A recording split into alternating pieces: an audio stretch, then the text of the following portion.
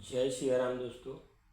देखिए, एक बात पर विचार करना है और विचार ही नहीं बल्कि उस पर अमल भी करना है। हमेशा इस बात का आप लोगों ने जिक्र सुना होगा, अक्सर सुनते होंगे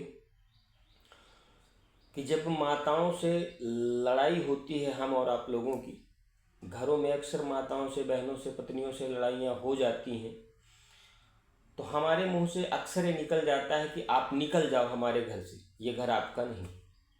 ऐसा क्यों भाई? जो पत्नी हमारे लिए अपने परिवार को त्याग करके, माता पिता को छोड़ करके, समाज रिश्तेदारों को छोड़ करके हमारी ज़िंदगी में, हमारे गृहस्थी में हमारे साथ शामिल हुई है,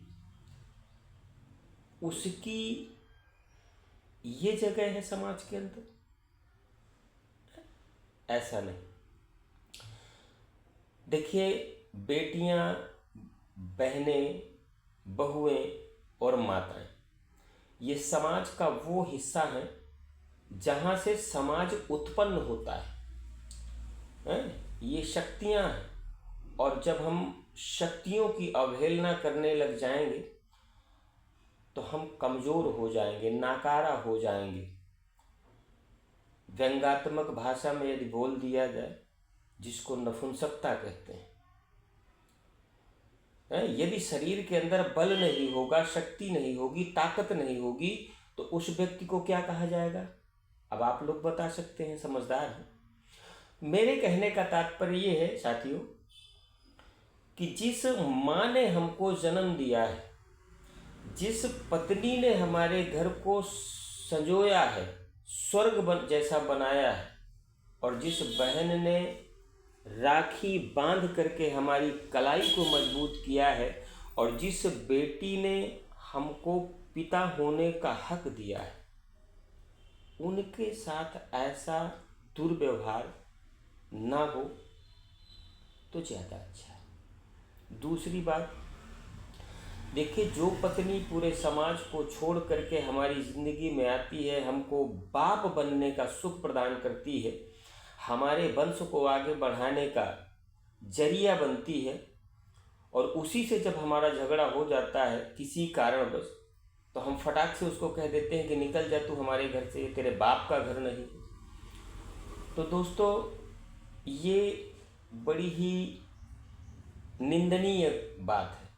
ऐसा नहीं करना है, बल्कि हमें उसको बड़े प्रेम और दुलार के साथ अपने जीवन में शामिल रखना है। देखिए, एक छोटा सा उदाहरण देता हूँ। एक बच्चे से किसी सज्जन ने प्रश्न किया कि बेटा आप बताओ, आपको अपने पिताजी का गांव अच्छा लगता है या माताजी का गांव अच्छा लगता है? लड़के ने बड़े सुंदर तरीके से, बड़े सभ्य तरीके से प्रश्न का उत्तर दिया और तुरंत कह दिया कि मुझको मेरी माताजी का गांव बड़ा अच्छा लगता है, प्यारा लगता है। उसने तुरंत प्रश्न किया कि क्यों प्यारा लगता है माताजी का गांव, पापा जी का गांव क्यों प्यारा नहीं लगता?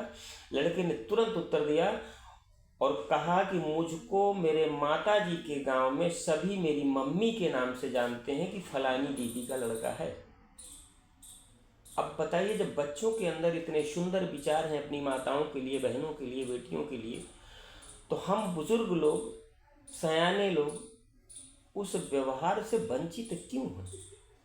इस बात का आपस में विचार करें। भगवान ने बुद्धि दिया है, संस्कार अपने बच्चों को आप भरिए, और वही संस्कार अपने अंदर धारण करते हुए समाज को दिखाइए कि हम भी संस्कारी हैं, और हमारी आने वाली जो पीढ़ियां हैं वो भी संस्कारी हैं। या हम करते रहेंगे संस्कारों को एक दूसरे में भेजते रहेंगे, संस्कारों को हम सबके सामने पहुंचाते रहेंगे। तो थोड़ा सा इस बात पर विचार करना है। आगे हरि इच्छा। जय श्री राम। हर हर महादेव।